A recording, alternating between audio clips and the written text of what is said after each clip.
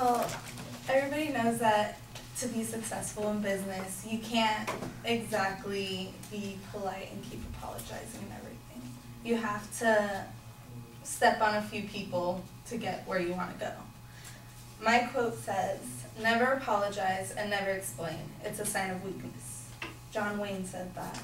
And I feel like in most cases, it's kind of true. If you apologize, it's showing that not only are you kind of, in a way, letting the other person win in the argument, you're taking the easy way out. I know with my parents, if I ever get in trouble and I have to resort to apologizing when I feel like I didn't do anything wrong, it doesn't make me feel good. I'm just trying to get my dad to shut up. But, I mean, so I feel like if you don't apologize or explain, you kind of build a wall around yourself so that you won't have to take the blame for anything you've done. And in a way, that's a good thing. It helps protect you, helps you stay strong. But it also leaves room for other people to interpret your deeds wrongly. And because of that, it can end you up in some pretty bad situations. I mean, drug dealers never explain or apologize, and a lot of them end up in bad places. So, the points I made about this quote were, not only is it a way to stay strong, to not apologize or make excuses, but it can also be bad and end you up in sticky situations. I also stated how it could be an easy way out just to apologize. So once again, the quote was, "Never apologize and never explain. It's a sign of weakness."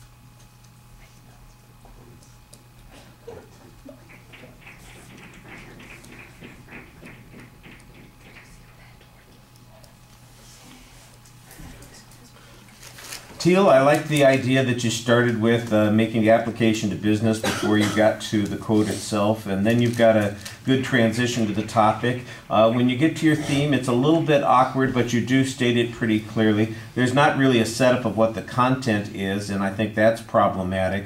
And you start wandering around on the topic a little bit. At the end of the speech, I could hear that you're trying to structure it a little bit and give it a little more sense, and I think that helps a bit, make your point more coherent in the long run. The delivery issues, let me talk about the things that were strongest. You had very good eye contact, and you look like you were engaged and involved when you were talking to us with your facial expressions. I think your voice was pretty solid. It's a little passive sometimes, could use a little bit more energy, but everything that you're doing is okay. It's just one of those things where could you step it up a little bit, and that would be one of those places. A couple of places that there are weaknesses, though. There aren't any gestures really, and your body movement looks like all of your anxiety is coming out. You're holding your hands, you're kind of crossing your legs awkwardly, your shoulders are going up and down like you're nervous. I sometimes refer to the position that you take where you're standing there as the fig leaf position.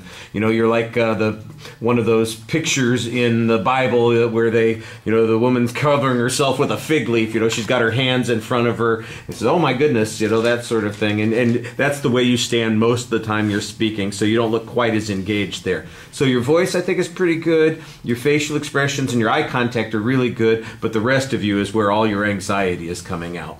All right, thank you.